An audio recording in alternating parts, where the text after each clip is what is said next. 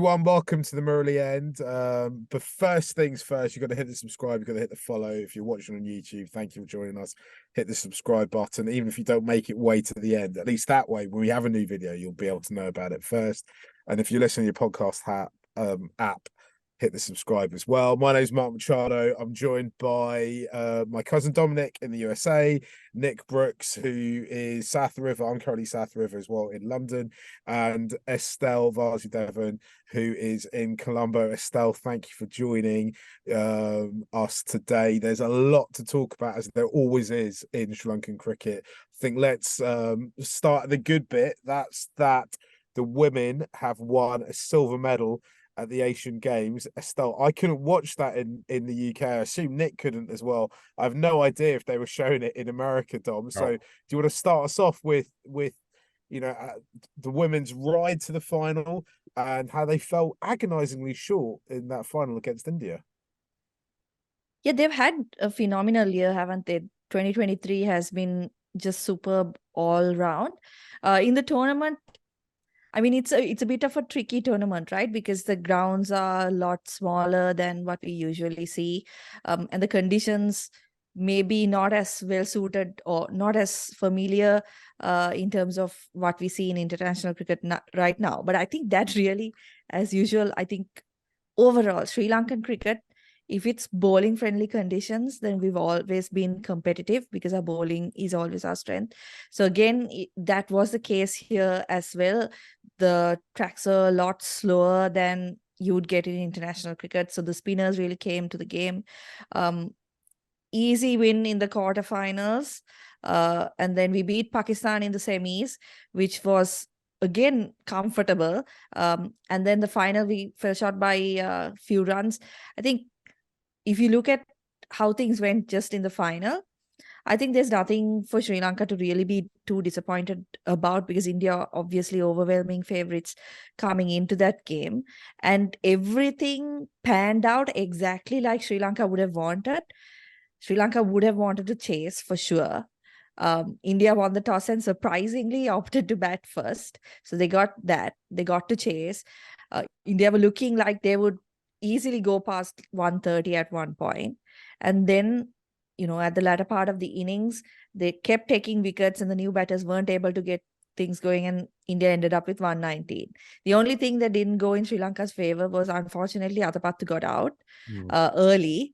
I think if she had maybe crossed 30, Sri Lanka were getting over the line there, because Nilakshi De Silva, Aushadhi Ranasinghe all put in really good contributions in the middle, Hasini Pereira, and I think that passage of play in the middle of the game is why Sri Lanka should not be disappointed, I think, because it again showed that there are others kind of stepping up and kind of coming to the party. It's not, a lot of people will still tell you it's all Chamari Atapattu, it's all Chamari Atapattu. But I think that also shows that they haven't really been watching much, because you see a lot of other players, contributing.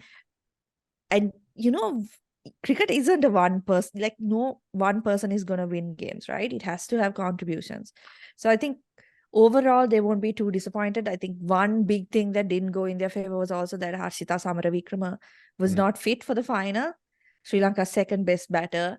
And I think if she was there in the middle overs, Sri Lanka would have crossed the line, because she's such a calming influence and is so cool under pressure. Like we saw, you guys would have seen in the games against England, those chasers, when things were getting tight, she was kind of that calming influence on one end. So not to be this time, but a first ever silver medal, I don't think there's much to be disappointed about. It's interesting you said that people keep accusing SL of being on one woman's side. Well, I really feel people are sleeping on some of our bowlers, right? Because now we've seen, I don't think India didn't play them particularly well, but we've seen England, India, Pakistan, New Zealand really struggle with them the last few months, right? Why aren't our bowlers getting more recognition? It's a bit of a shame, really, isn't it? Yeah, it's strange, but also I think the fact is Sri Lanka don't have, like, if you look at in England, they're heavily dependent on someone like Eccleston, right? In any game, she's picking up 3, 4, 5 wickets. Whereas Sri Lanka, it's a lot more of a team effort, where you've got Inoka Ranavira is obviously the one everyone's got their eye on, but you have Udeshika Prabodhini, who isn't quick, but she's able to really put the brakes on the scoring, both at the beginning of the innings and when she's used at the death. Then you have players like Achini Kulasurya, uh, who again, Sri Lanka rarely ever play two pace bowlers. But when they do play both of them, they're both able to contribute really well. Oshadi Ranasinghe is another one. Sugantika Kumari. Inoshi Fernando, I think, has had a massive impact on the team since being brought in after, I think, a lapse of 4 or 5 years. I mean, she's in her 30s, but the way she's kind of the energy she has brought into the side has been really good. So I think it's more to do with the fact that it's a very collective effort. Kavisha Dilhar, even Chamari contributes really well with the ball. So it's like not just 2 bowlers or 3 bowlers, it's like 5 to 6 bowlers who are really contributing. And so one player is not being highlighted. That may be the reason. But I mean, I always say I'd happily have them go under the radar because teams tend to underestimate them, and that's to our benefit, right? Yeah, the only reason I bring up that they're not getting mentioned is because I just want to see more of them play franchise cricket around the world, right? But there's more franchise opportunities opening up for women, and I just want to see as many of them go out there and make as much money from their talents as they possibly can. And I do mean that in the rawest sense of the word. And also, I think the only way that some of these players are going to go to the next level, and I say that I don't think that many of them are that far away to come to England and to win, and to go to China and to start winning over there and beat New Zealand. The last 12 months, which is really, like, if you're going to be honest about it, it's the first time in SL cricket history that they've started to actually put something behind the women's cricket. And in terms of some sort of resources, and very quickly, there's actually been a pretty decent return, right? If the men had won, I suppose the men did come runners up in the Asia Cup, but if they go away and they win a series in England and they beat New Zealand at home, we'd all be overjoyed by that as well. It's not for today, but maybe there's an argument that actually there's more women's talent at the moment than there is men's talent. But we don't need to get into that debate right now. Dom, did you manage to watch any of the women's Asia Cup games? I didn't, they didn't play it in the US, but I did follow fairly closely. And just to build on what Estelle was saying, I love the mix of both youth and experience. Prabodhini knowing how to work those final overs. I loved watching her bowl in the death in England, and it seemed like she was able to really curtail the chase that India was putting on. And I love again, Inoshi being brought in, and you have these sort of older players and then younger players, so you have this wonderful mix of youth and experience. And Estelle, when you were describing the many hands approach, where you have 5, 6, 7 bowlers bowling, it reminds me so much of the 96 men's team, where everybody is doing their little bit to help out, and there's no one who isn't helping out in that effort. And it's wonderful to see. I think SL needs to put in more investment into women's cricket. They've invested massively in the men's game, and it's time to, at least try to make it somewhat equal, so that the women's team can continue to prosper, especially when you consider the gulf of how much England and Australia are paying their players, how much resources they're putting into the players, how many more opportunities they have. If the women's team are able to do that without these opportunities, can you imagine what it would be like if there was somewhat equal levels of spending? Nick, you famously wrote a book, possibly the best book ever written about cricket, called An Island's 11. And we've talked in recent weeks about you writing a follow-up about the women's team. How is the first draft ready, and when can we expect to read it? The first draft is well underway. I mean, I feel guilty every day that I didn't include women's cricket in the first edition of the book. I did try and arrange an interview with Chamari, but she ghosted me. I'll just say that in my defense. But I think, I had thought about trying to get together a chapter on women's cricket, and really, at the time that I wrote it, the sort of defining feature was that SLC had failed to kind of build a team around Chamari, invest in women's cricket infrastructure, and get something working. And so to see the progression that we've witnessed over the last 12 months is just so spiriting. I think it's a great deep group, like you guys have touched on, a really kind of varied bowling unit. And I think that there's something really to build on here. I hope that we see some Sri Lankan women in the WPL next year. That I hope there's thoughts of getting a women's LPL in place. And I feel like this is a unit that can really grow towards competing at major tournaments. I don't have great connections at SLC, but the couple I do have are very vocal on what's that when the women win in recent weeks, which makes me quite optimistic about the women's future, because I just think at this point now, right, it's actually just linked to funding. If they put more resource into it, and you know, SLC and anyone involved in it, they are not backward in telling you that they are a washbit resource. If they put resource into it, then I think they'll see the results as they have done the last year or so. And I totally think we're ready for a women's LPL, right? Let's go and create something to grow our own players, right? And the sense I get, Estelle's probably got a better idea of this than us, but just off social media, it seems like this is the first time that the country is really like enraptured by the idea of women's cricket. Everyone's got behind them, and there seems to be a real buzz about it at the moment. And I think it's time to strike and build on that.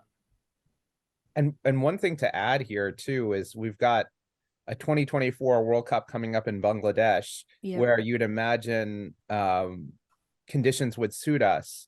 And I'm imagining or thinking a good 12-month buildup, a good 12-month investment period could see our women's team do really, really well at a tournament like that. So I want to see that building on this calendar year of strength and say, okay, we've got a real opportunity next year to do something special.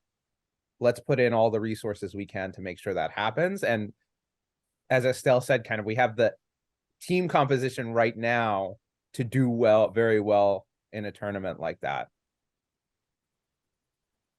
Yeah, the excuse or the reasoning behind the lack of funding and the lack of resources has always been about performance. So, like they almost have it backwards where, then the players need to perform for there to be more resources. So now with them having had such a great 12 months, there's no excuse anymore, right? There have been investments throughout. And I think, like you said, Mark, that's the reason we are seeing good results now. So if there is more investment and more resources given to them, I'm sure we'll see better results. And exactly like you said, next year's World Cup is one we can really target, because we've seen cricket in Bangladesh. It's unlikely to be a high scoring tournament. So Sri Lanka are really, well equipped to compete in those kind of conditions. Should we move on and have a look at the men's World Cup squad? I suppose the big headline to it all is that Hasaranga, our talisman, our star player and potential future captain, there we'll get onto that in a bit, hasn't quite made the squad. But I'll be honest, we're recording this in what is kind of midday or around early afternoon on the 26th of September, and the early squad I did see kind of had him down as potentially making it if he's fit, and then the actual list that was tweeted by SLC appeared not to have him down and had was it Hermanthos replaced him, right? So I suppose the big question is did SLC make a mistake in scheduling the LPL so close to a major tournament? And my secondary question to that is what exactly is his injury? Because if it was a hamstring injury and when he first got it, he thought he could play the next day, why is he still unavailable now? What's gone wrong in the rehab that's kept him out? Because it will be kind of 2 months by the time we kind of get into the a week or so into the World Cup since the injury. So what is going on? And again, this is one of those things that frustrates me as a journalist, is why isn't SLC a little bit more transparent, right? It's deeply disappointing, isn't it, Dom? Yeah, it's weird. They kind of had this press conference where they have Arjuna de Silva come out and provide full detail, after the fact. And I think what he said was it was initially a grade 2 hamstring tear, but then he re-injured it in rehabbing it, and now it's a grade 3 hamstring tear. And then I know nothing about medicine, so forgive me if I'm saying anything wrong. Apparently, there's some junction of the hamstring that he's injured that makes it harder to heal. So Deekshana also had a grade 3 hamstring tear, but it wasn't at that particular junction, so they don't expect him to heal. I think the other thing with Hasaranga is he's had hamstring injuries before. It seems like this is a recurring injury, and it worries me, recurring soft tissue injuries like hamstrings means that you kind of probably have to be a little bit careful with players like Hasaranga, right? If he is our talisman, if he is our best bowler, you have to manage that. You have to be a little careful and say, okay, how are we going to make sure that when we come to a World Cup, right, that he's ready to play and ready to go? And I think one of the things we're going to see here is the push and pull between league cricket and international cricket. And you can take that one of two ways, I think, here, where you might say that if he goes to RCB, he's better looked after than he is at SLC. Even if he's injured. Or you could say, oh, well, he's playing so many matches, he's more likely to get injured. So I don't know which way we want to take that, but I can see sort of different problems cropping up. And ultimately, it's sad. I would have loved to see Hasaranga perform at this World Cup. I think conditions would have suited him. He knows the conditions since he's played in the IPL. And it seemed he had sort of crafted his one-day bowling a bit differently than his T20 bowling. So I was excited to see that and him bowl in tandem with an exciting bowling lineup. So overall disappointing, and questions linger about how is SLC managing injuries and how is SLC managing player workload. Estelle, what's the kind of, firstly, what did you hear about his injuries? Because it's just the communication from SLC is just terrible, as I've already said. I'm saying it again, because I feel like up till the point of the actual release, the actual statement coming from SLC, no one knew if he was going to be in the squad. Yeah, that's the problem is because the communication is so bad, people have to rely on, what they see on Twitter, right? And then, initially in the squad, he was there. Now he isn't. He's not even mentioned in the press release, in the 15-member squad or in the traveling reserves. But there's a separate section saying that he will be traveling with the team, and if there's an injury and he is fit, he could come in. So it's all very complicated. What I heard was the same thing that Dom said, where it was a grade 2 hamstring tear, but that he re-injured it in rehab. So the recovery period is extended. It's difficult to gauge. Like if you look at teams around the world, a lot of teams are missing some key players, right, through injury. So there is something that they all have in common, which is the workload. I mean, we can talk about how he's being managed by SLC, but I think globally it's becoming a problem where players, a lot of key players are suddenly getting injured close to a big tournament, and it's throwing plans off, right? Because Sri Lanka would have backed themselves to have him. I think even maybe a week ago, the expectation was that he would make the squad and he would play. Maybe he'd miss the first couple of games, but he would play, and that's probably the reason why he wasn't rushed in to the Asia Cup squad either. But today we get to know that he will be traveling with the team, but I think it's very unlikely that he'll get to play, because first of all, he needs an injury in the squad to get into the squad as a replacement. Yeah, it doesn't look good. But that's a non-thing, isn't it? If he's traveling with the squad, I mean, any player can get injured at any time, right? Injury. You can always anyone can go down with Delhi belly at any given moment, right?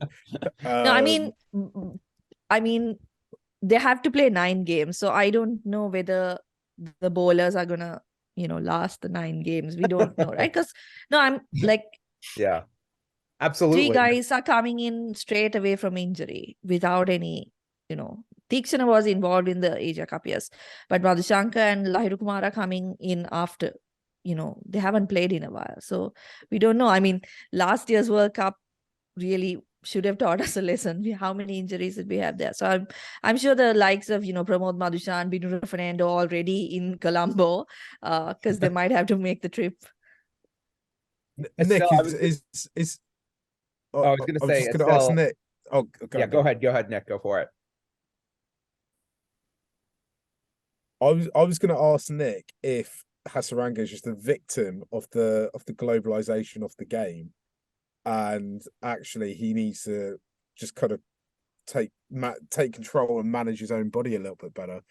And even though I said I want the girls to make as much money as possible, maybe he needs to think about longevity of his career when he's picking up contracts all over the globe. Yeah, I mean, it's one of those things. Hindsight's a cruel beast, isn't it? And he opted out of MLC because I think of the LPL, was it? And I think you've got to say that batting in that eliminator during the LPL on one leg, in hindsight, looks ill-advised.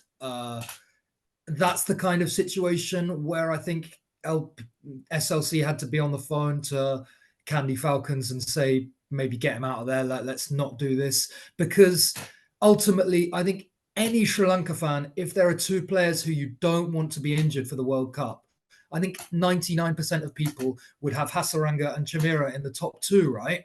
And we've got a situation where both of those guys aren't going to be there.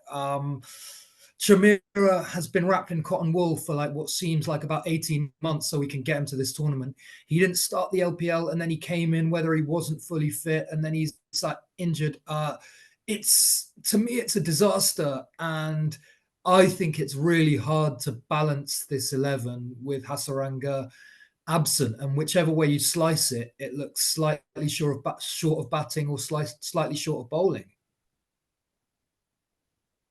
I was going to say, even with Walala, because isn't he the ready-made replacement?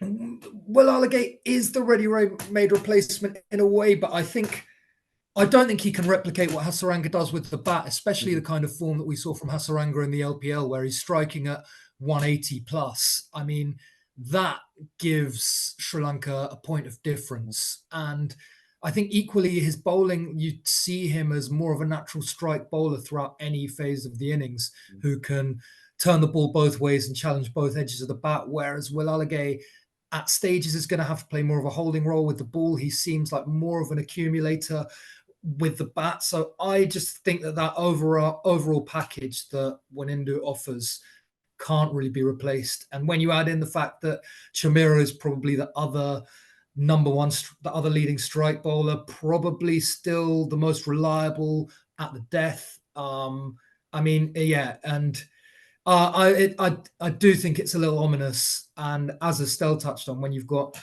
Madhushanka and Kumara coming straight back from injuries, Kumara, who doesn't have the best record, and travel mounting up games coming back to back, it's an ominous forebear, isn't it, for the tournament?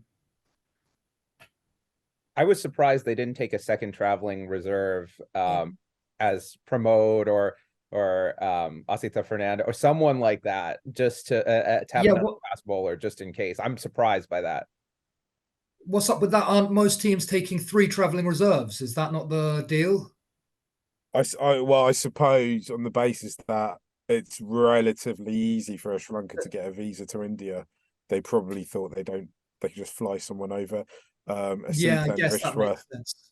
Fernando are playing county cricket, though. I think that might have finished now. Yeah. So they'll be back in India back in Asia by next week, or could be back in Asia by next week, I'd imagine. So maybe they'll just kind of figure it out as they go along. I mean, gosh, we can't have, what would this be, the 3rd ICC tournament where all our bowlers broke down? We're not even there yet. Our 2 best haven't made it. It was not even started yet, and our 2 best haven't made it. It does feel like there's somebody somewhere needs to have another think about how to get our best 11 onto a pitch when we need them the most. I want to get into the other nitty gritty selection details.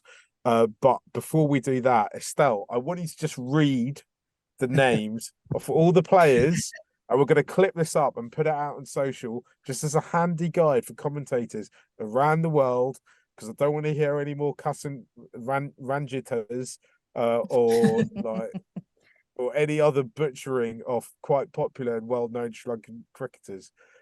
So Estelle, if you have it there in front of you, please, it's as clearly and succinctly as possible. Can you just read out all the names on the list, including the travelling reserves? And you probably want to chuck in there Hasaranga, who else? Avishka Fernando. Which other fast bowlers might be thrown in? Which anyone else you can think of who might end up in the squad? Pramod might Madhushan probably, no? Yeah, Pramod's definitely going to be. I think we should also have Nasser Hussain's favourite, Mahela Jayawardena.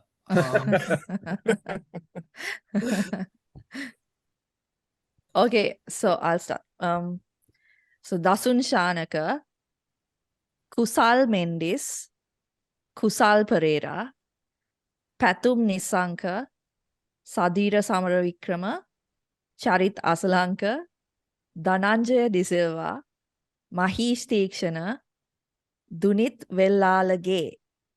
It's not Vellage. It's not Vellalage.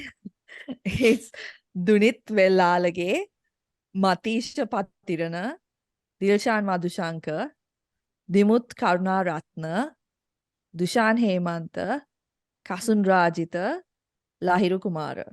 And traveling reserves, Chamika Karunaratna. So that's how you say the name. I think people get most of these names right. It's just Vellalage. It went a bit crazy, I think, during the Asia Cup. I didn't get that at all. Come on, why haven't these people been watching him since his big match, right? or from the under-19s, whatever. Like, why have they been sleeping on him? But anyway, that's a by the by. We need to talk about what happened on Sri Lankan cricket social media last week around the team, because of what we're the penultimate team to put out our actual squad going. Bangladesh, at the point of recording, still haven't done that. They're always trying to get one up on us, aren't they? And last week there was lots of rumours online about wholesale changes to the captaincy. I think at one point we thought maybe Aravinda De Silva might be in line for a recall. Estelle, you're in the midst of it in the cricket content world in Sri Lanka. What goes on with kind of leaks from SLC? What is going on? Why do so many people seem to know what's happening before everyone else? And why is it quite frequently these rumours are just not true? Yeah. That's SLC cutting off Estelle's feed. Oh, she's been censored. Yeah. Yeah. We'll never know. That's the end. Should we, while she's trying to sort of line back up, should we kind of actually we say that she just sent a message in saying she's lost power, so maybe that was SLC. Yeah. SLC have done one of their sneaky power cuts. I know them too well. Oh man, that's yeah. But I think if what we're hearing is true, and that Shanaka being supposedly dropped wasn't a false rumor, but that SLC have actually taken a U-turn on the decision, I mean, then it's a complete and utter shit show, isn't it? Yeah, absolutely. I mean, look, we've been talking about him possibly being dropped as captain since going into the Asia Cup, right? I'm still convinced. My potted theory, and you know, I'm heading into kind of conspiracy theory land with all this now, is that SLC leak out ideas and then they gauge a public reaction, and if it goes positive, if they think it's broadly positive, they go for it, and if it doesn't, they don't. It's the day before KJP reappeared in the ODI team in the semi against Pakistan. Kumar Sankara was on Sky Sports, and someone asked them about Sri Lanka's batting, and he said they need to change the openers, and the next day it was changed because suddenly people started talking about him saying that on social media. Obviously, we know that Kumar will be friends with and is friends with, and probably talks to on a regular basis people in the SLC camp. So maybe he was reflecting ideas that he already knew were in consideration. I just feel that for whatever reason at this moment, even though the team are doing quite well, bar the kind of nature of the loss against India in the final, that there's still too much uncertainty around the team. And I think the tragic part of it is it feels to me that a lot of that is coming out of SLC itself. And Estelle is now back, so Estelle can tell us what the real story is here, with where all these rumors originate from and how they get online. Yeah, it's a funny thing, and I think you alluded to it before as well. I think because the communication from SLC is so bad, I think people just create things. Like during the Asia Cup, there was this quote that was going around in Sinhalese they were claiming that Wasim Akram said this during the Star Sports pre-match show, right? Saying that, the quote said something about it's very strange that something to do with Sri Lanka is happening this way. It feels like there's a conspiracy against them, something, right? I mean, how is he going to say that on Star Sports and not lose his job? I don't know. But it went viral, it went everywhere. And he had to kind of, post on social media saying that it's not true. So I think it all comes down to the fact that SLC's communication is so weak that people kind of make up things, I think, in the end. And ultimately, when I do honestly think that social media pressure sometimes does have an impact on what's going on, because sometimes players who are talked about a lot seem to get into teams quite easily. And I know I won't name names, but I know a player who was not in the side for a while. And whenever he used to get runs, he used to message one of his friends who used to work with me and say, can you put a graphic out? Can you, because they know that has an impact, right? I mean, I feel bad for the guy because he was making runs. And like sometimes, so as a policy, we usually put up graphics in an ODI if it's like 50 plus runs or 5 wickets, something like that. So sometimes he would score like 48 and we can't put something up. So you feel for him, but I think that does kind of have an impact. And you're right, even there is a small suspicion as to whether the whole conversation about Shanaka was leaked so that people would get they would be able to gauge public opinion about what people were thinking. It's a possibility. I don't know whether that's the fact, but it's definitely a possibility.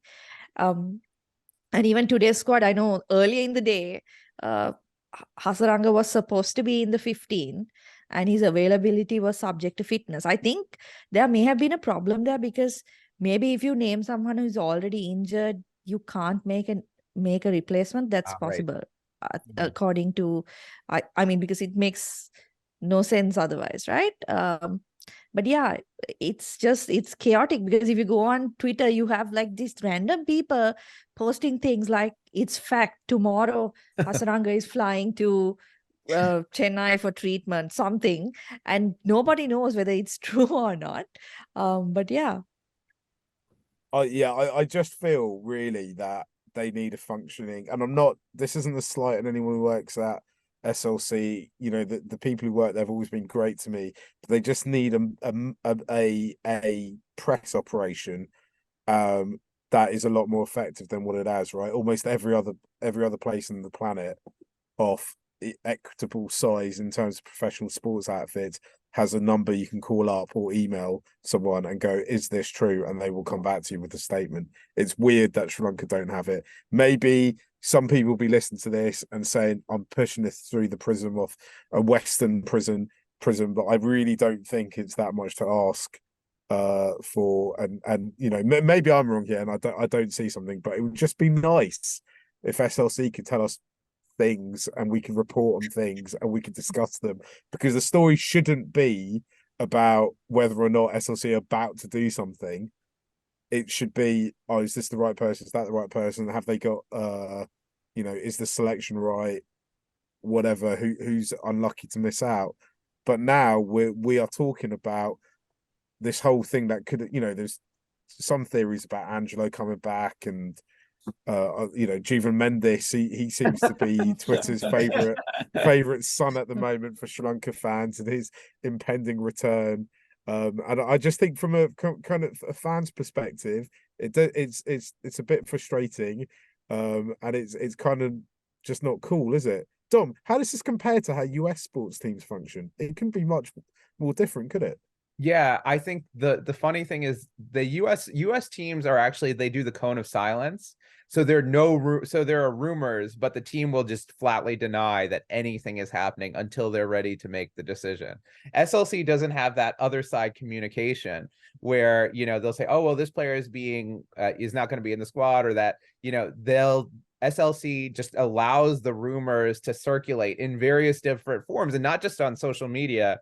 I was following some comments about the Daily News where people were referring to it as the Daily Borough, and and things like that. And it's funny how much that chaos seems to be cultural, rather than, okay, we're keeping it in-house, we're keeping silent about it, and we're not going to say anything till we're ready to announce the squad, right? Or the squad will be announced at this day at this time.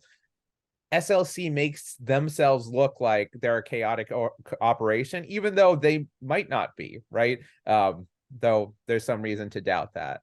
The other thing I'll add is, what's interesting is it diverts the discussion from maybe sort of the key topics. So with Shanaka, I think the issue is less about whether he's captain or not, and whether they can actually find a replacement for Shanaka to do what he does, right? I think whether he's captain or not doesn't really make as big of a difference to me, as much as to find someone who can be a fast bowling all-rounder and hit with power. There just aren't that many of them in Sri Lanka, period, right? You have Chamaka, you have maybe someone like Lahira Samrakun. There's just not that many options. So we're kind of chasing this false question of, how much does Shanaka's captaincy mean to this team? And yes, it might mean something, but the reason why they're winning matches is because they have a diverse, varied, and talented bowling attack, right?